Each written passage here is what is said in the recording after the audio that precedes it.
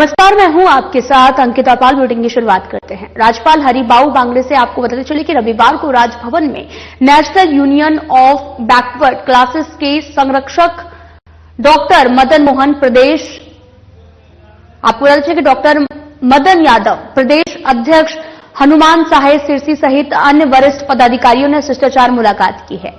इस अवसर पर प्रतिनिधिमंडल ने राजस्थान जनजाति विकास परिषद की ओर से आदिवासी क्षेत्रों के विकास के लिए विशेष मांगे प्रस्तुत की हैं। प्रतिनिधिमंडल ने राज्यपाल से आदिवासी क्षेत्रों के लिए अधिक बजट आवंटन और इन क्षेत्रों में समग्र विकास के लिए अधिक वित्तीय सहायता सुनिश्चित करने और परिषद को सशक्त बनाने, परिषद को और प्रभावी बनाने के लिए नई योजनाएं और अधिकार प्रदान करने को लेकर चर्चा की है। साथ ही रोजगार, आर्थिक, शैक्षणिक उन्नति, आदिवासी समुदाय के युवाओं के लिए रोजगार के अवसर बढ़ाने और उनकी आर्थिक और शैक्षणिक प्रगति के लिए भी योजनाएं संचालित करने का आग्रह किया है।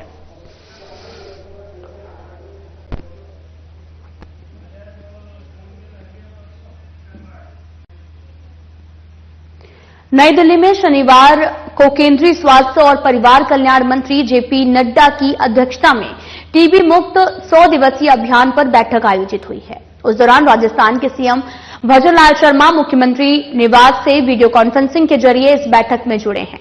उन्होंने कहा कि इस 100 दिवसीय अभियान को लेकर व्यापक प्रचार प्रसार किया जा रहा है। इस अभियान में निक्षय मित्रों द्वारा जो है वो उपचारित मरीजों को पोषण सुविधा उपलब्ध करवाई जा रही है। साथ ही मुख्यमंत्री ने यह भी कहा कि प्रधानमंत्री नरेंद्र मोदी का भारत को साल 2025 तक टीबी मुक्त बनाने का संकल्प है। राजस्थान इस संकल्प को साकार करने में पूर्ण जिम्मेदारी से अपनी अहम भूमिका निभा रहा है।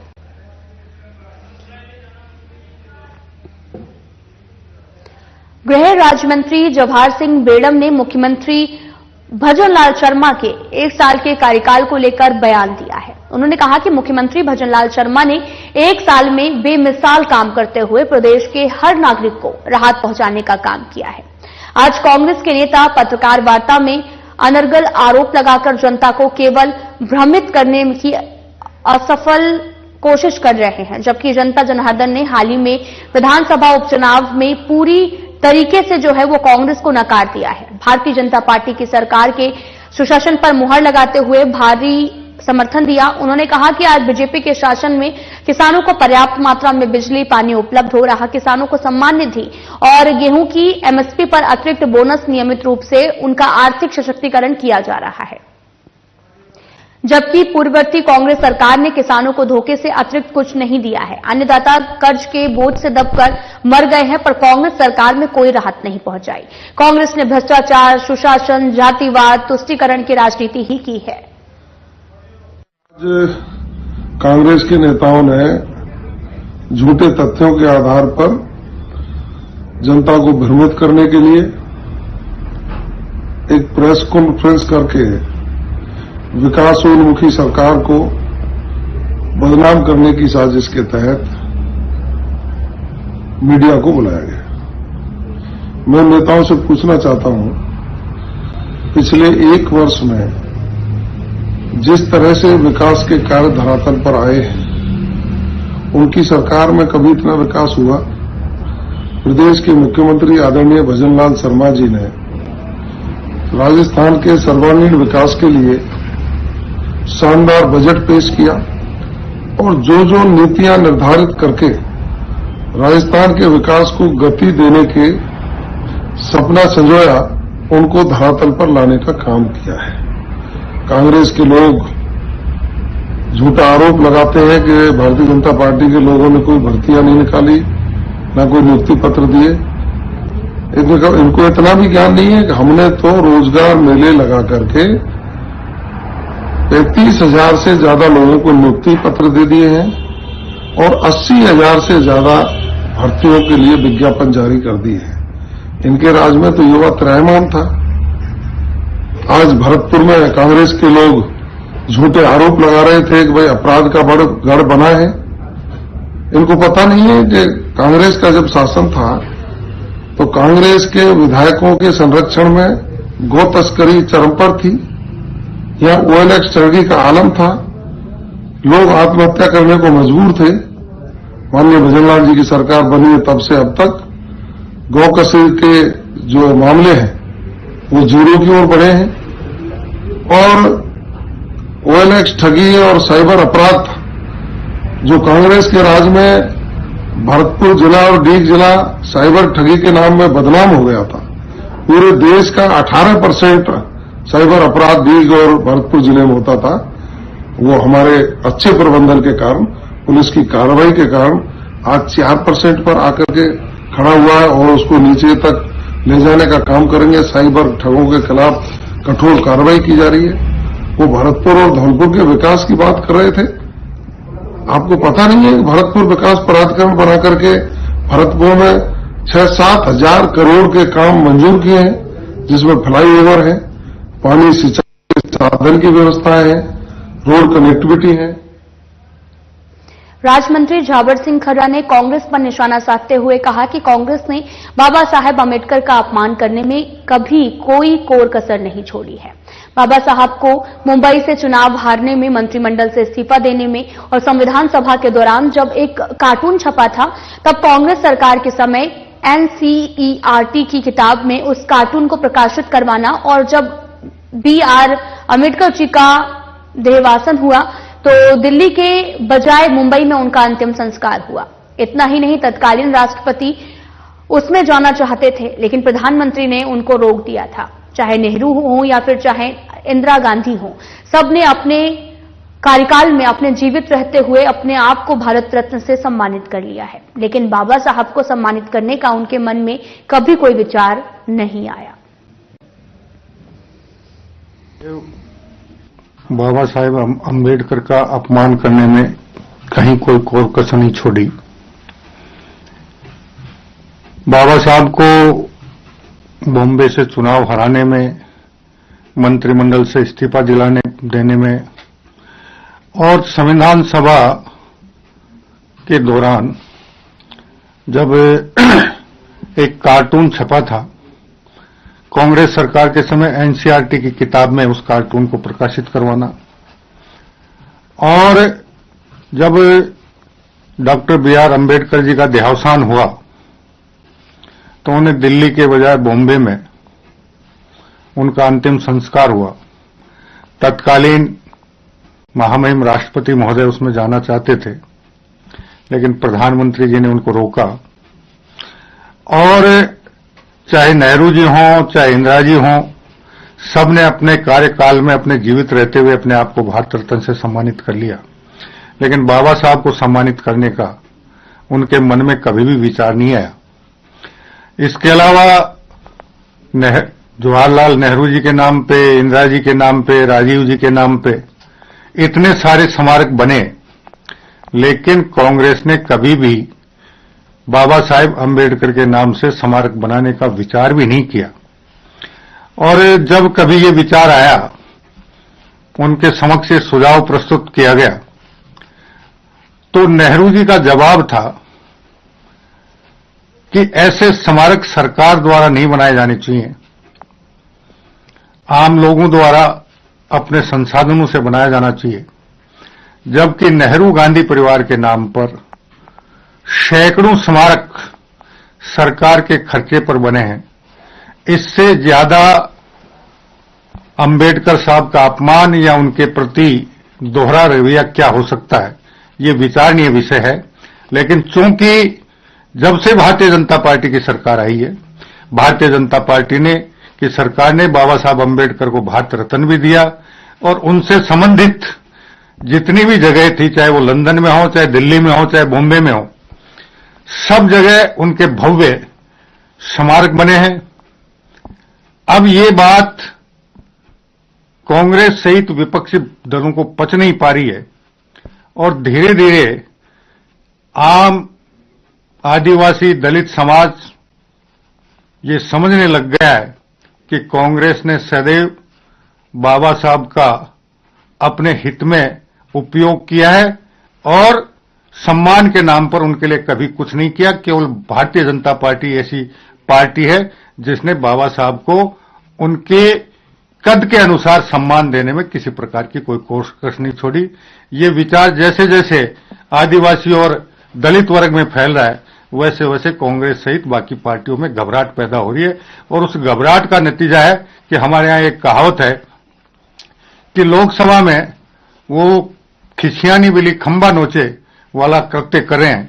जब संविधान दिवस पर संविधान पर चर्चा होनी थी, कांग्रेस सहित किसी भी विपक्षी सदस्य ने संविधान के संबंध में एक शब्द भी चर्चा में उपयोग नहीं किया।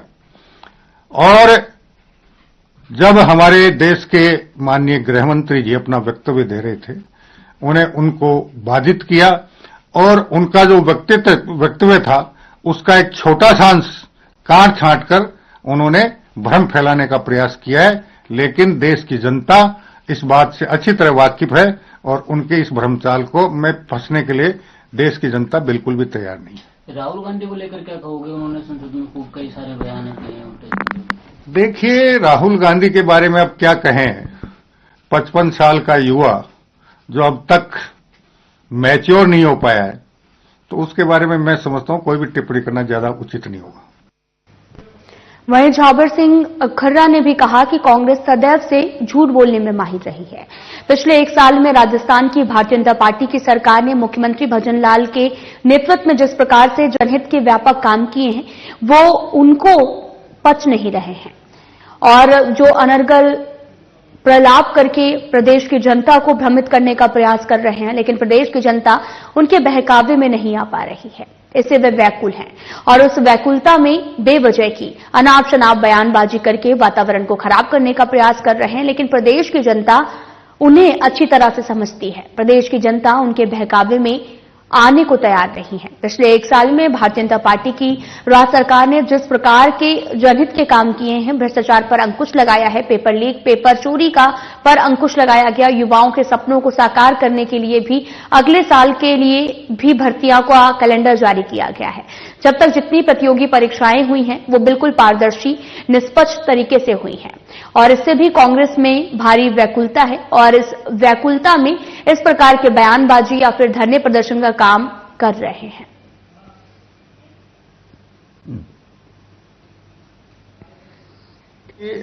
कांग्रेस सदैव से झूठ बोलने में माहिर रही है और पिछले एक साल में राजस्थान की भारतीय जनता पार्टी की सरकार ने माननीय मुख्यमंत्री भजन लाल जी के नेतृत्व में जिस प्रकार से जनहित के व्यापक काम किए हैं, वो उनको पच नहीं पा रहे हैं और वो अनर्गल प्रलाप करके प्रदेश की जनता को भ्रमित करने का प्रयास कर रहे हैं। लेकिन प्रदेश की जनता उनके बहकावे नहीं आ पा रही है। इससे वो व्याकुल हैं और उस व्याकुलता में बेवजह के अनाप शनाप बयानबाजी करके वो वातावरण को खराब करने का प्रयास कर रहे हैं। लेकिन प्रदेश की जनता उन्हें अच्छी तरह से समझती है।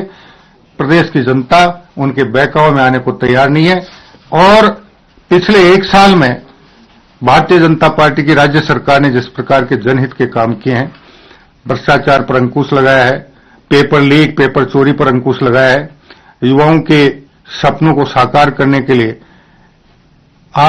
अगले वर्ष के लिए भी रिक्तियों का कैलेंडर जारी किया है और अब तक जितनी प्रतियोगी परीक्षाएं हुई हैं वो बिल्कुल पारदर्शी और निष्पक्ष तरीके से हुई हैं। इससे कांग्रेस में भारी व्याकुलता है और उसी व्याकुलता में वो इस प्रकार के बयानबाजी या धरने प्रदर्शन का काम कर रहे हैं। विमुक्त घुमंतु और अर्ध घुमंतु आवास विहीन व्यक्तियों को भूखंड आवासीय पट्टा देने की पहल करने वाले देश के एकमात्र राज्य राजस्थान की पंचायती राज मंत्री मदन दिलावर ने घोषणा की है कि पिछले 2 अक्टूबर 2024 को पट्टा प्राप्त करने से वंचित रहे विमुक्त घुमंतु और अर्ध घुमंतु जाति के आवासहीन लोगों को बसंत पंचमी के आसपास निःशुल्क आवासीय पट्टा दिया जाएगा। पंचायती राज मंत्री मदन दिलावर ने बताया कि राज्य भर में विमुक्त घुमंतु अर्ध घुमंतु वर्ग के 1,23,757 परिवार चिन्हित किए गए हैं, जिनमें से 49,546 परिवारों के पास पूर्व में पट्टे हैं। शेष 51,078 आपको बताते चले कि आवासहीन परिवारों को चिन्हांकित करके पट्टा वितरण किया गया था और साथ ही 2 अक्टूबर 2024 को मुख्यमंत्री भजन लाल शर्मा के द्वारा 17,156 परिवारों को राज्य भर में एक साथ पट्टे वितरित किए गए थे। अभियान के दौरान वंचित रहे शेष पात्र लोगों को सरकार द्वारा जनवरी फरवरी में पट्टे वितरित किए जाएंगे और साथ ही पंचायती राज मंत्री ने बताया कि 7 अगस्त 2024 को आयोजित हरियालो राजस्थान अभियान में पंचायती राज और शिक्षा विभाग द्वारा किए गए पौधारोपण का सफलता प्रतिशत 82.49% रहा है, जो कि एक उल्लेखनीय उपलब्धि भी है।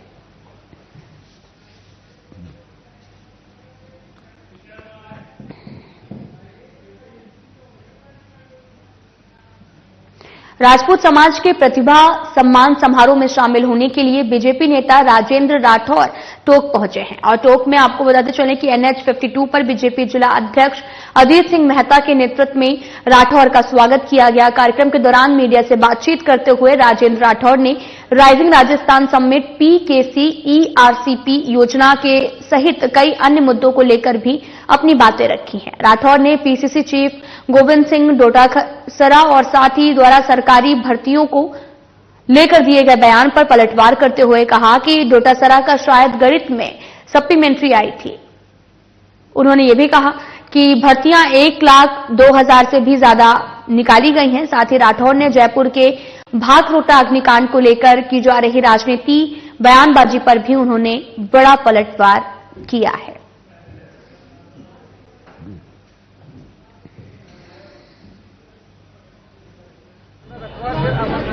सरकार ने पहली बार आपने देखा होगा एक साल में एक साथ 1 लाख करोड़ से ज्यादा की आधारभूत संरचनाओं के स्वागत, शिलान्यास, उद्घाटन और स्वीकृतियां हुई हैं। बड़ी संख्या में लोगों ने दुनिया के सबसे लोकप्रिय नेता नरेंद्र मोदी जी का स्वागत दिल्ली में, जयपुर में किया और उसके साथ ही 1 लाख नौजवानों को नौकरी देने का काम, जिसमें 22,000 को नौकरी और 80,000 के लगभग एक कैलेंडर जारी हुआ है। ERCP को मूर्त रूप देने का काम हुआ है। यमुना का जल राजस्थान में शेखावटी में आए, इस काम को भी आगे बढ़ाया है। राजस्थान के अंदर जिस पारदर्शिता तरीके से 1 साल पूरा किया है भजनलाल जी ने, उसकी जितनी प्रशंसा की जाए उतना कम है। नीतिगत निर्णय लिया, 10 नीतियां बनाई पारदर्शी तरीके से और पिछली सरकार के भ्रष्टाचार में लिप्त जो लोग थे अब उनको अलग करके और एक आम आदमी ये महसूस करता है कि बड़ी पारदर्शी तरीके से शासन चल रहा है। चिकित्सक और स्वास्थ्य मंत्री गजेंद्र सिंह खीवसर ने भी अपनी जैसलमेर यात्रा के दौरान रविवार को जिला अस्पताल श्री जवाहिर चिकित्सालय का औचक निरीक्षण किया है। इस दौरान उन्होंने चिकित्सक व्यवस्थाएं देखी हैं और वार्डों का भ्रमण कर मरीजों का कुशलक्षेम पूछी और साथ ही जिला अस्पताल में मिल रही निःशुल्क चिकित्सक सुविधा की जानकारी भी ली। खीवसर ने मरीजों से निःशुल्क जांच और दवा योजना, मुख्यमंत्री आयुष्मान आरोग्य योजना सहित अन्य स्वास्थ्य कार्यक्रमों के बारे में फीडबैक लिया है। साथ ही ट्रॉमा सेंटर के चिकित्सक व्यवस्था को देखा और निर्देश भी दिए कि यहां पर मरीज को तत्काल चिकित्सक सुविधाएं उपलब्ध कराई जाए। चिकित्सक मंत्री ने अस्पताल के सर्जिकल वार्ड और मेडिकल वार्ड के साथ ही मातृ और शिशु स्वास्थ्य यूनिट का भी भ्रमण कर चिकित्सक व्यवस्था देखी और वहां पर भर्ती मरीजों से भी फीडबैक लिया है। मरीजों ने बताया कि उन्हें निःशुल्क चिकित्सक सुविधाओं का पूरा लाभ मिल रहा है। मुख्यमंत्री आयुष्मान आरोग्य योजना से भी उनकी इलाज के खर्च की चिंता दूर हो गई है।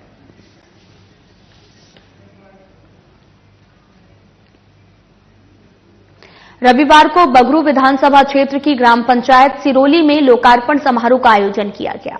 इस दौरान मुख्य अतिथि जयपुर सांसद मंजू शर्मा और विधानसभा डॉक्टर कैलाश वर्मा ने राजकीय पशु उप चिकित्सक केंद्र के नवीन भवन का लोकार्पण किया है और साथ ही JDA के यहां पर लोकार्पण किया। इससे पूर्व विधायक ने जगतपुरा जोन के वार्ड संख्या 121 स्थित राम विहार कॉलोनी में CCC सड़क निर्माण कार्य का शिलान्यास किया और विधायक डॉक्टर वर्मा ने आमजन को संबोधित करते हुए कहा कि प्रधानमंत्री नरेंद्र मोदी का स्पष्ट संदेश है कि जनता से किए गए वादे को पूरा करना बीजेपी सरकार का प्रथम दायित्व है। उन्होंने कहा कि मुख्यमंत्री भजनलाल शर्मा के नेतृत्व में राजस्थान की डबल इंजन सरकार इसी ध्येय पर खरी उतरती हुई जनता के लिए काम कर रही है। मेरा प्रयास बगरू में विकास को आधार बनाकर खुशहाल बगरू बनाना है।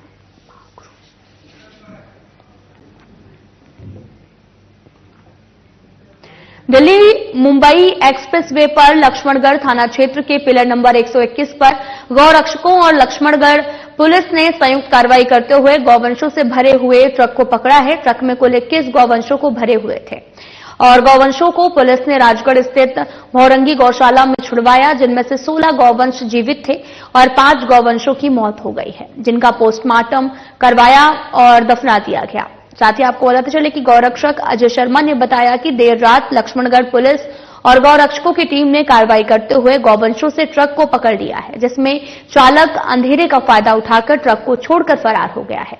पुलिस ने गौवंशों को राजगढ़ कस्बे में स्थित भौरंगी गौशाला में छुड़वाया। लक्ष्मणगढ़ पुलिस ने भी पिकअप को जब्त कर आगे की कार्रवाई शुरू कर दी है।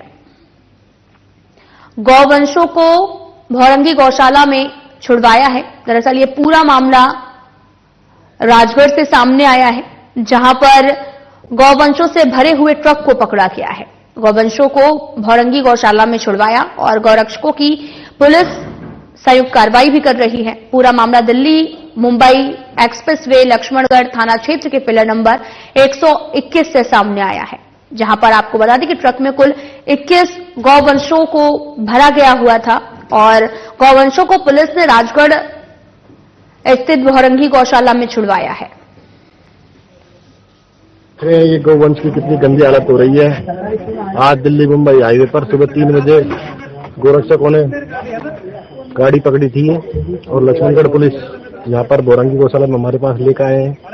तो आप देखो कैसे ये गाय मर गई है। देखो 1 2 3 4 उसकी तो आंख ही निकल गई है।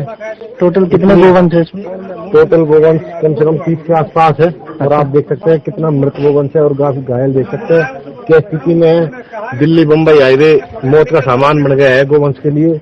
यहाँ आए दिन गायों की तस्करी होती रहती है। सरकार से अपील है कि दिल्ली मुंबई हाईवे पर चेकिंग लगाए जगह जगह पुलिस की। कौन सा थाना क्षेत्र में हुआ है? ये लक्ष्मणगढ़ थाने क्षेत्र में हुआ है। महीने की 4-5 गाड़ी भौरंगी गौशाला में आ रही है आजकल। तो सरकार से अपील है कि दिल्ली मुंबई हाईवे पर पुलिस की चेकिंग लगवाए, जिससे ये तस्करी रुक सके, गोमाता को बचाया जा सके। कार्रवाई के दौरान लक्ष्मणगढ़ पुलिस के साथ pillar number 121 Delhi Mumbai highway से आज एक कंटेनर पकड़ा है गायों से भरा हुआ, जिसमें 16 गोवंशों को गौशाला उतार लिया गया है। 5 गोवंश की मृत्यु हो चुकी है। गाड़ी में कुल 21 गोवंश थे और गोवंशों का मरियों का पोस्टमार्टम करा के और लक्ष्मणगढ़ पुलिस को सुपुर्द कर दिया गया।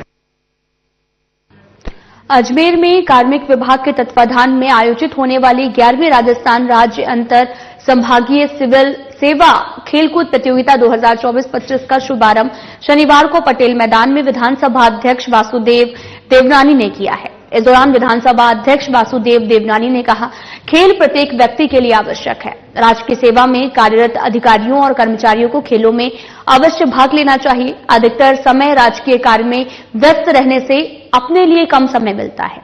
खेल उन्हें अपने लिए समय निकालने का अवसर देते हैं। वे खेल के माध्यम से नई ऊर्जा से सराबोर होंगे और ये ऊर्जा उनके दैनिक जीवन को अधिक कार्यशील करेगी और वे अपने कर्तव्यों का भली भांति निर्वहन कर सकेंगे। उन्होंने कहा कि खेल व्यक्ति के तन, मन और जीवन को स्वस्थ रखते हैं। शारीरिक रूप से स्वस्थ व्यक्ति मानसिक रूप से भी स्वस्थ रहता है। ऐसे व्यक्ति अधिक स्फूर्ति के साथ कार्य करने में सक्षम होते हैं।